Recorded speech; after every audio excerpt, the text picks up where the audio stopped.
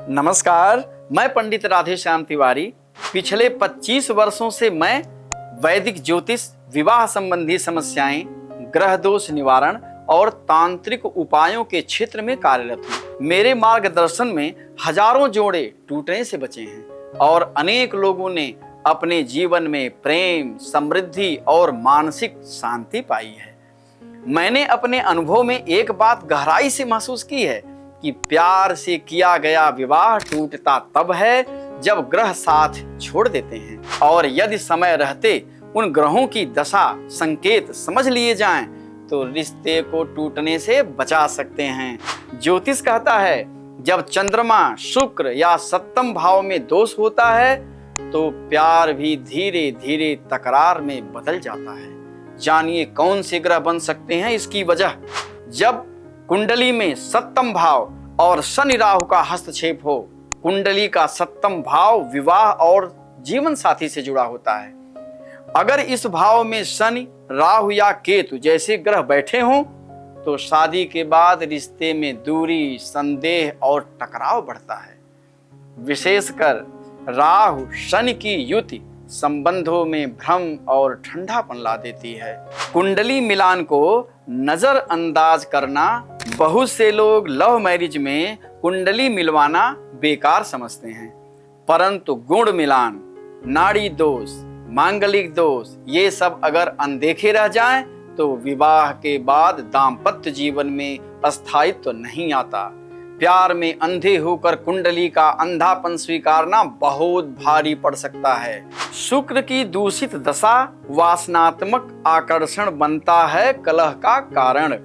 Love marriage में अधिकतर शुक्र ग्रह ही प्रमुख भूमिका निभाता है, लेकिन अगर शुक्र नीच का हो या अशुभ ग्रहों से ग्रस्त हो तो शादी के बाद वही आकर्षण बाद में विवाद और अलगाव में बदल जाता है।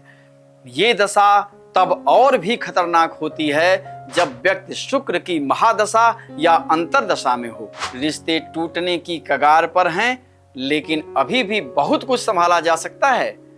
अगर समय रहते सही उपाय कर लिए जाएं, तो ग्रहों की दशा भी बदली जा सकती है और जीवन की दशा भी। मैं आपको 3 ऐसे शक्तिशाली तंत्रोक्त उपाय बताने जा रहा हूं जो प्रेम विवाह के बाद के तनाव और दूरियों को मिटाने में बेहद कारगर हैं। पहला उपाय, सप्तम भाव शुद्धि हेतु हवन करें।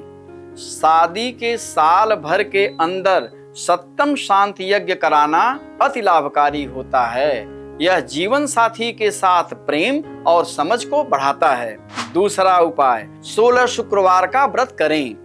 हर शुक्रवार को सफेद वस्त्र पहनकर लक्ष्मी नारायण की पूजा करें। ओम शं शुक्राय नमः मंत्र का 108 बार जप करें। इससे शुक्र को बल मिलता है। तीसरा उपाय, राहु का शमन करें। अगर संबंधों में बेवजह का भ्रम या झगड़े हो रहे हैं तो शनिवार को उड़द की दाल, सरसों का तेल और काले तिल का दान करें। यह राहु ग्रह का शमन और रिश्तों में शांति लाता है। विवाह सिर्फ एक सामाजिक समझौता नहीं है, ये ग्रहों का गठबंधन है। अगर आप इसे निभाना चाहते हैं तो केवल भावनाओं से नहीं, ज्योतिषीय समझ और आध्यात्मिक उपायों से आगे बढ़ना होगा। अगर आपको लगता है कि आपके भी रिश्ते डगमगा रहे हैं तो देर ना करें, अभी संपर्क करें 8081426940 या अपनी जन्म तिथि और समय कमेंट करें। मैं आपको व्यक्तिगत मार्गदर्शन दूंगा। लव मैरिज को सफल बनाना है तो आत्मा, मन और ग्रह तीनों का मेल जरूरी है। चैनल को सब्सक्राइब करें ताकि अगली बार जब ग्रह रुकावट बने तो समाधान आपके पास पहले से हो। ग्रहों की चाल को जानिए और अपने रिश्ते की दशा को खुद तय कीजिए। हर हर महादेव।